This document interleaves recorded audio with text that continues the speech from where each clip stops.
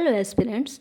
तो हमने अभी तक जैसे इंडोजेनेटिक फोर्सेस, एक्सोजेनेटिक फोर्सेस के बारे में बात किया, कैसे उन्मज्जन निवज्जन अपवर्ड डाउनवर्ड से रिलेटेड कैसे इफ़ेक्ट पड़ता है, फोल्ड फॉल्ट्स, हमने इसके बारे में बात किया।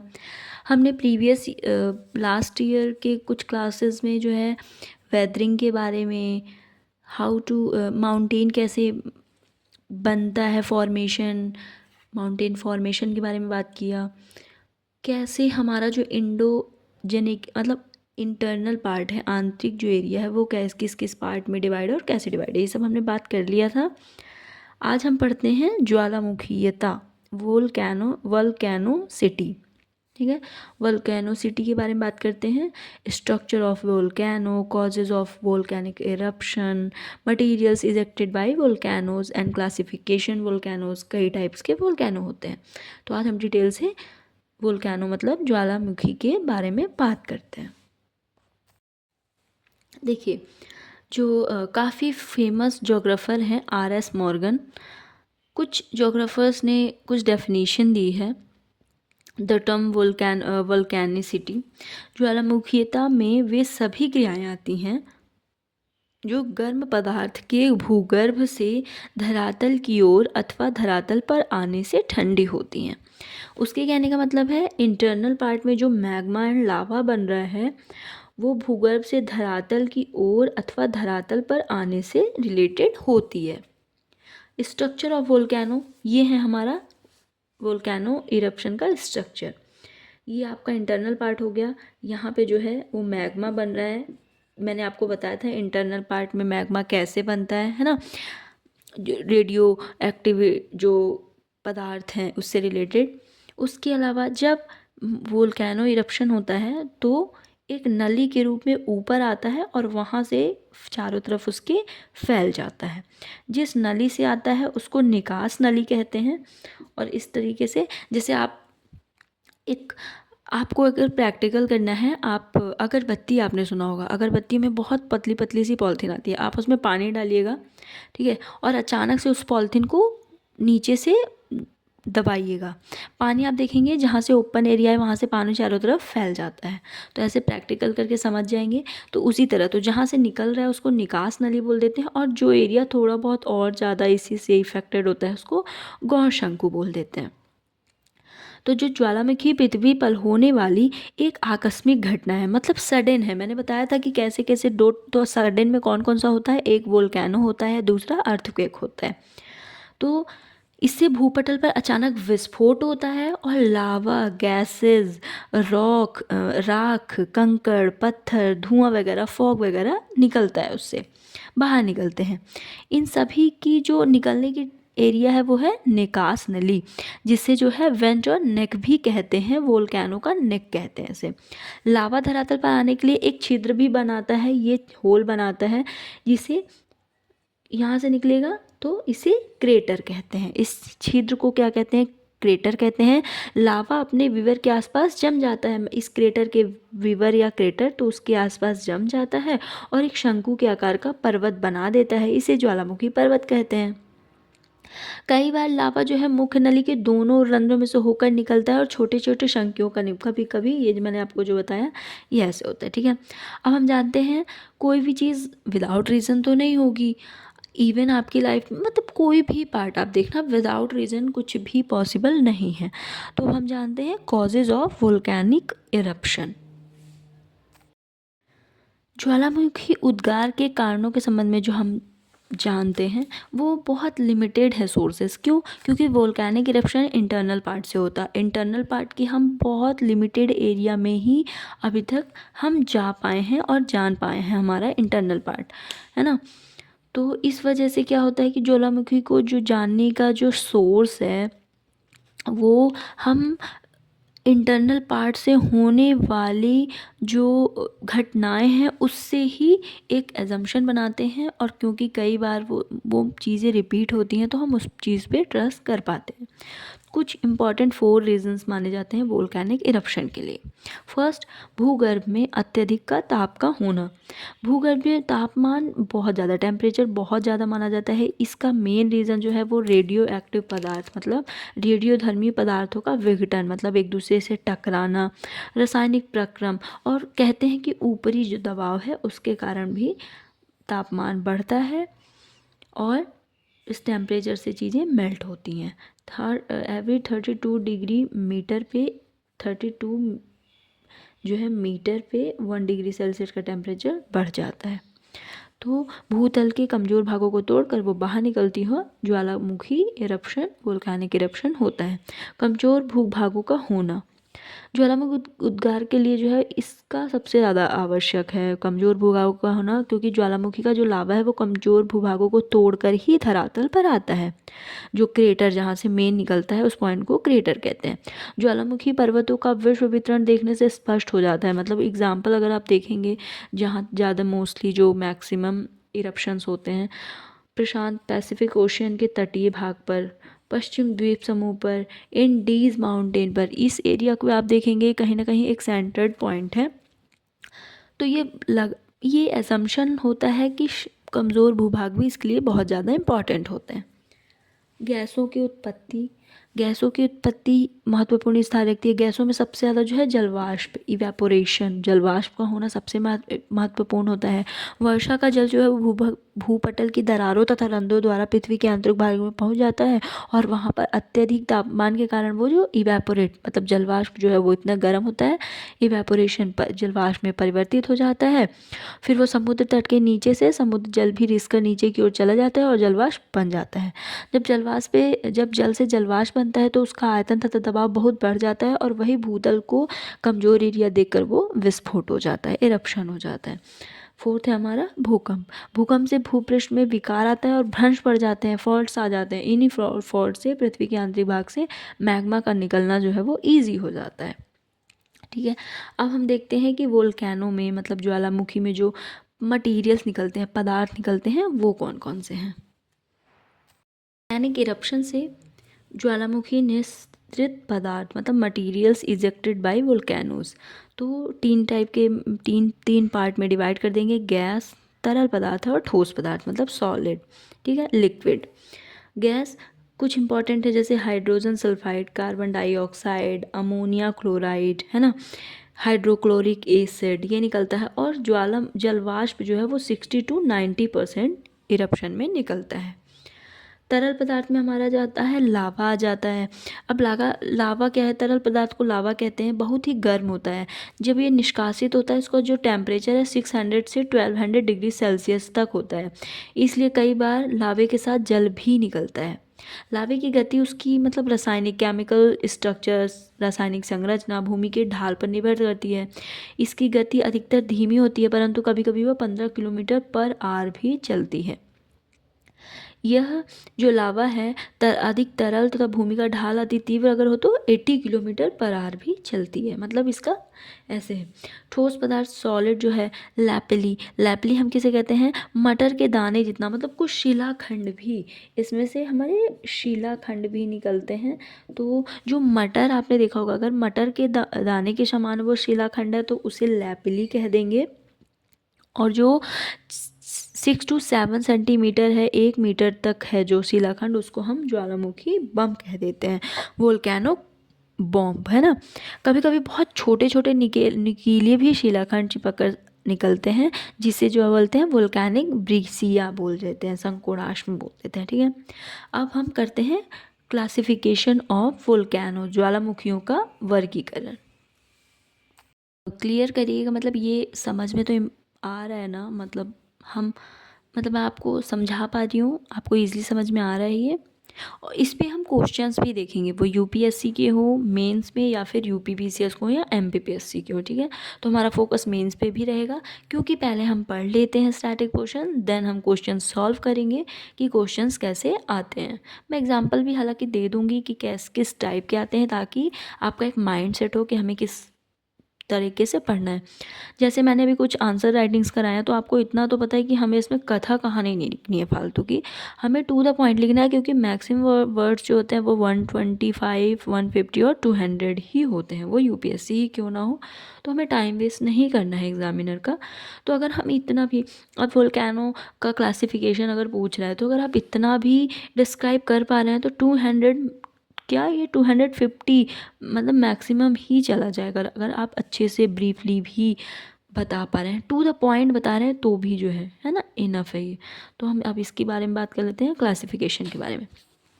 ये 2 पार्ट में डिवाइड हो जाता है। एक क्रियाशीलता के आधार पर, एक उद्गार। उद्गार मतलब ओरिजिन, ओरिजिन कैसे हुआ, उसमें कैसे टाइप्स होंगे। क्रियाशीलता किस टाइप के होते हैं, तो क्रियाशीलता के आधार पर 3 होते हैं, सक्रिय, प्रसुप्त एंड विलुप्त। सक्रिय एक्टिव वोल्केनो, डोरमेंट, प्रसुप्त वोल्केनो, विलुप्त जो है वो एक्सटिंक्ट वोल्केनो। सक्रिय एक्टिव, आप जनरली करंट अफेयर्स में कुछ वोल्केनो इरप्शन सुनते होंगे, जो अभी वोल्केनो इरप्शन हुआ है ना, जनरली जो है विश्व का सबसे ज़्यादा कोटोपैक्सी है, इक्वाडोर में है। ये एक एक्टिव वोल्केनो है जो कभी भी हो सकता है, चांसेस हैं। प्रसुप्त जो होता है डोरमेंट होता है, ये इसका कंफर्म नहीं होता है, ये दीर्घ मतलब एक लॉन्ग टर्म तक नहीं होता है, बट हो सकता है, चांसेस होते हैं। ये इसका एग्जांपल आपको जापान का फ्यूजियामा में मिल जाएगा, इटली का वेसुवियस में मिल जाएगा। मैं इसको ऑन द मैप बताऊंगी। विलुप्त 1 बाय 1 जब हम बात करेंगे तो मैप में भी आपको पता चलेगा। फिर हम आता है एक्सटेंट। इनका मतलब ऐसा हो गया कि अब ये होने वाला नहीं है, ईरान में कुछ है, कुछ म्यांमार में है, ठीक है। फिर हम ओरिजिन के बेस पे बात करते हैं। केंद्रीय उत्कार, मैंने जो वो केटा बोला था ना, वीवर जहाँ से निकलता है, तो क्योंकि जो वोल्केनो इरप्शन में लावा निकलता है, मैग्मा लावा, उसके जमाव से उसको भी नाम दिया गया है, हवाई, स्ट्रम्बोली, वल्केनियन, पिलियन, वेसुवियस। इवन मैं आपको इसके वर्ड मैप में भी एग्जांपल्स बता दूंगी। दरारी उद्गार हो जाते हैं। दरारी उद्गार में भी चीज़ें हो रही हैं। और पंख, पंख मतलब मड जो होता है, तो मंक के बेस पे भी होता है मड वोल्केनोज, है ना। दरारी जो है वो फिसर इरप्शन। तो अब हम 1 बाय 1 स्टार्ट करते हैं एक्टिव वोल्केनो से। बात कर रहे हैं एक्टिव वोल्केनो के बारे में, सक्रिय ज्वालामुखी। तो अब ये कुछ वर्ड मैप में देख लीजिए, इनका जो मुख है वो सर्वदा खुला रहता है और समय समय पर लावा, मैग्मा, अन्य पदार्थ, गैसेस मैंने बताया था जैसे मेल्टिंग चीज़ें निकलती रहती हैं। इटली का जो है, इटली का एटना ज्वालामुखी निर्माण करता है। एटला ज्वालामुखी प्रमुख एग्जाम्पल है इसका, जो कि 2500 ईयर से 2500 वर्षों से कंटिन्यू जो है इरप्शन इसमें होता ही होता है। सिसली का स्ट्राम्बोली, सिसली का स्ट्राम्बोली जो है हर 15 मिनट में इसमें इरप्शन होता है, बम मतलब इसमें फूटता है। और ये जो है ये भूमध्य सागर का जो है वो प्रकाश मीनार, लाइट ऑफ मीनार बना हुआ है, मतलब ऑल टाइम। अब क्योंकि हर 15 मिनट में लाइट जल रही है, तो वो कहीं ना कहीं एक प्रकाश एरिया माना जाएगा। सेंट हेलेना यूएसए का। फिर उसके बाद जो है हमारा, लेकिन वर्ल्ड का हाईएस्ट जो इरप्शन होता है, वोल्केनिक इरप्शन, वो होता है कोटोपैक्सी में, जो कि इक्वाडोर में है, साउथ यूएसए के इक्वाडोर में कोटोपैक्सी है। ये कुछ एग्जांपल्स हैं इंपॉर्टेंट, है ना। अब हम बात कर लेते हैं, ये नोट करते रहिएगा, ये बहुत इंपॉर्टेंट है, मैप पे भी क्वेश्चंस आ जाते हैं। अब नेक्स्ट जो हम बात करते हैं, डोरमेंट वोल्केनोस, प्रसुप्त ज्वालामुखी। हम डोरमेंट के बारे में बात कर लेते हैं। तो ये एक लंबे टाइम तक जो है इसमें कोई भी इरप्शन होने के चांसेस नहीं होते, विस्फोट होने के चांसेस नहीं होते हैं। जो इसकी संभावनाएं हैं ये बहुत कम होती हैं, लेकिन जब भी होती हैं ये बहुत ज़्यादा डिज़ास्टर ही आती है, क्योंकि वहाँ पे लोग सेटल हो चुके होते हैं, फिर अचानक से अगर होता है तो वो प्रॉब्लम करता है। इसके कुछ एग्जांपल्स हैं, जैसे जापान का जो है वो फ्यूजियामा हो गया, इटली का जो है वो वेसुवियस इरप्शन हो गया, इंडोनेशिया का है क्राकाताओ। प्रसुप्त ज्वालामुखियों के इम्पॉर्टेंट एग्जांपल्स हैं। पहली बार जो है 79 ईस्वी में हुआ था वेसुवियस में। जो क्राकाताओ द्वीप जो है वो जावा और सुमात्रा के बीच जो है सुंदर मतलब जलडमरू मध्य में मिलता है। नेक्स्ट है एक्सटेंट वोल्केनो, विलुप्त ज्वालामुखी जो है एक्सटेंट। इसके कुछ एग्जांपल्स हैं, म्यांमार का पोपा, ईरान का देवमंद। ये इतना इंपॉर्टेंट नहीं है इसलिए हमने इसमें इतने में ही इसको कंप्लीट कर लिया है। अब जो हम सेकंड बात करेंगे वो है उद्गार के आधार पर ज्वालामुखियों का वर्गीकरण, classification of volcanoes on the basis of eruption. तो ये है हमारा classification. Central eruption type volcanoes के बारे में हम बात कर रहे हैं। इन ज्वालामुखियों का जो उद्गार है वो एक सक्रिय नली के थ्रू त्रोड़ी के बाहर छिद्र से, क्रेटर से बाहर आता है और आसपास जो है इनका जमाव हो जाता है। इनका जो है अधिक मात्रा होने की वजह से ऊपरी दबाव के कम होने पर लावा और गैसें बड़े ज़ोर से ऊपर की ओर फूटती हैं। जहाँ कहीं भी इन्हें कमज़ोर रॉक्स मिलते हैं वो वहाँ से उन्हें तोड़ कर निकल जाती हैं और तीव्रता से धरातल पर फूट पड़ती हैं। इसके परिणाम स्वरूप जो ज्वालामुखी से निकला हुआ लावा तथा अन्य पदार्थ है वो आकाश में ऊंचाई पर चले जाते हैं और गहरे बादल छा जाते हैं। कुछ समय के बाद यही पदार्थ आकाश से भूतल पर ऐसे गिरते हैं जैसे मानो इनकी वर्षा हो रही है।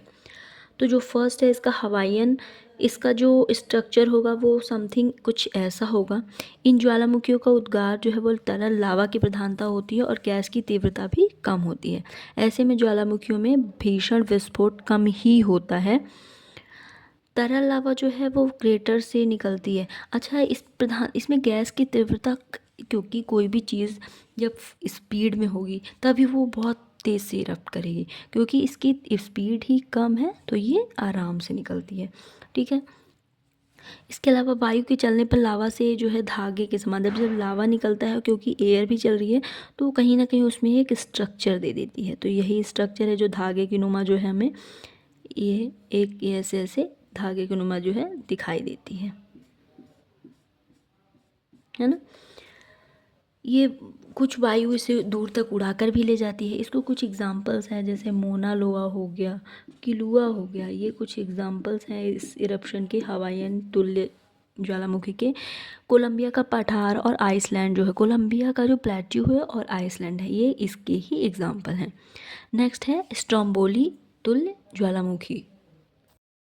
सेकेंड है वो है स्ट्रोम्बोलियन तुल्य, मतलब इससे जो है ये जो है हवाई तुल्य की अपेक्षा, मतलब हवाई तुल्य हवा के तुल्य, हवा में उसका इफेक्ट पड़ता है, जैसे मैंने बोला था रेसेदार, क्योंकि यह है स्ट्रोम्बोली बेसाल्टिक लावा इसमें निकलता है। लावा तथा गैस के मार्ग में अवरोध पर भयानक विस्फोट, इसमें सबसे ज़्यादा भयानक विस्फोट होता है सभी वोल्केनिक जो टाइप्स हैं उसके कंपेयर में सबसे ज़्यादा इरप्शन इसी से होता है। ठीक है। इसमें आप हल्का सा दिखाई देगा, इसमें कुछ एयर ऐसा निकलता हुआ है ना। ये बस इसका इतना इम्पोर्टेंस है। वल्केनियन कुछ ऐसा दिखाई देगा आपका वल्केनियन। इसमें जो है इसमें बताया गया है कि जो इसे भूमध्य सागर का प्रकाश गृह, light house of the Mediterranean कहा जाता है। क्यों? क्योंकि ज्वालामुखियों से ही स्ट्रोम्बोली ज्वालामुखी मतलब जो बनती है, उद्गार जो है वो प्रज्वलित गैस से ऊपर उठती है और रात्रि के समय लाइट जल जाती है, इस वजह से लाइट हाउस ऑफ मेडिटेरेनियन। वल्केनियन हो जाएगा। निकलने वाला जो लावा होता है वो चिपचिपा होता है, स्टिकी होता है और लेसदार होता है। तो इस रीजन से वो बहुत दूर नहीं जा पाता, वो उसी एरिया में ऐसे एक फवारा की तरह दिखता है और यहीं पे इसमें भी कुछ रेसेदार बन जाता है। इसका जब नीचे अधिक मात्रा में गैस एकत्रित हो जाती है तो अत्यधिक शक्ति से ऊपर के अवरोध उठा देती है और परिणाम स्वरूप ऐसे ज्वालामुखियों में भयंकर विस्फोट होता है। विस्फोट के बाद जो है वो राख, धूल एवं गैस युक्त जो है निकलती हैं। ये धूल से जो है ना, फूल गोभी आपने देखा है, फूल गोभी कलीफ्लावर वैसा दिखता है। ज्वालामुखी बम ब्लॉक लापिली मैंने बताया था कि जो छोटे छोटे पत्थर के समान होते हैं, आसपास के इलाके में जम जाता है। ये भी जो है इटली के लिपारी द्वीप से हो गया इसका नामकरण। फोर्थ है विसुवियस। इसका जो फॉर्मेशन है कुछ इस तरह है। हमने विसुवियस के बारे में बात कर लेते हैं। लावा अधिक गैस युक्त होता है जिसकी वजह से भयानक विस्फोट होता है। आप कोई भी एरिया देखें, आप जनरली जलते हैं तो आप देखना कि जो पानी गर्म जो भाप बन के उड़ता है ना, जब हम उसमें जलते हैं उसकी हीट बहुत ज़्यादा होती है।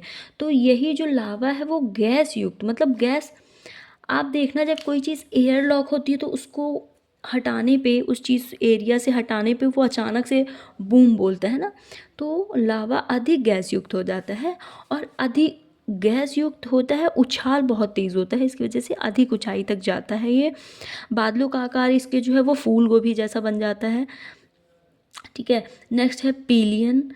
पिलियन का स्ट्रक्चर जो है वो ऐसे हो जाएगा, और इसमें जो सबसे अधिक विनाशकारी ज्वालामुखी होते हैं क्योंकि इनका उद्गार सबसे अधिक भयंकर तथा भीषण होता है। निक्षिप्त लावा अधिक चिपचिपा और लेसदार होता है। क्रेटर पर लावा की मोटी एवं कठोर जो है परत जम जाती है, उसी वजह से ये और हाइट तक जाता है। ये हो गया हमारा पिलियन। जो टाइप है उसमें होगा volcanic, volcanoes of fissure eruption, मतलब दरारी उद्गार से होने वाले ज्वालामुखी। For today, thank you so much, please keep support, okay, and share my videos, thank you so much.